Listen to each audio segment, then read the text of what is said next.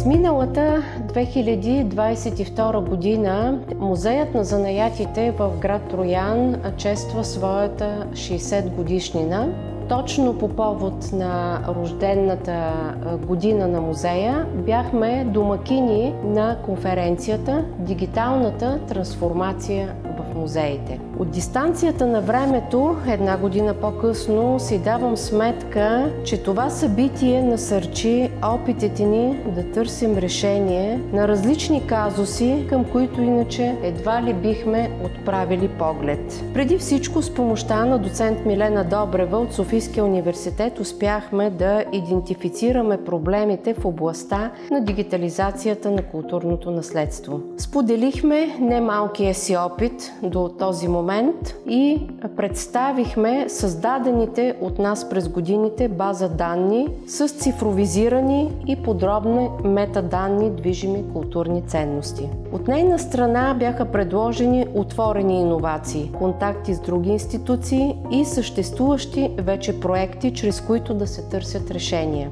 Така се стигна до партньорство на Музея на занаятите с Института по математика и информатика при Българската академия на науките. Друга важна придобивка беше предоставеното облачно пространство, в което да се съхранява важна цифрова информация на музея. С участието на специалисти от инфраструктурата Клада.бг бяха заснети и триизмерно предмети от колекциите на музея. Партньорствата и контактите позволиха на Музея на занаятите да получи отправна точка за създаване на своя дигитална стратегия, която да е фокусирана както към съхраняването, така и атрактивното представяне на движимите културни ценности. Тръгването ни по пътя на отворените иновации доведе до полезни развития за нас и имаме много интересни идеи, за които продължаваме да изграждаме нови сътрудничества. Виждаме традиционния интериор на Троянския дом от 19 век, но ще си говорим за настоящето на дигитализацията. Той е в така наречените пространства от данни за културно наследство и за да се случи е необходимо културните институции да имат масови дигитални сбирки и добре подредени ресурси.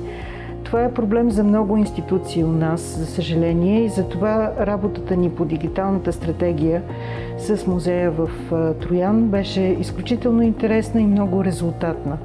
За нея подпомогнаха проекта EcoInc с финансиране по програмата Еразъм, а пространствата от данни ще се развиват в проекта Диспачи, с който започна тази година.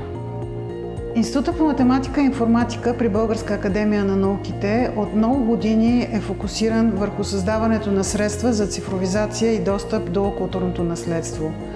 Благодарение на визионерския поглед на Милена Добрева през 2004 година в института е създаден първият център за цифровизация на печатни материали в България.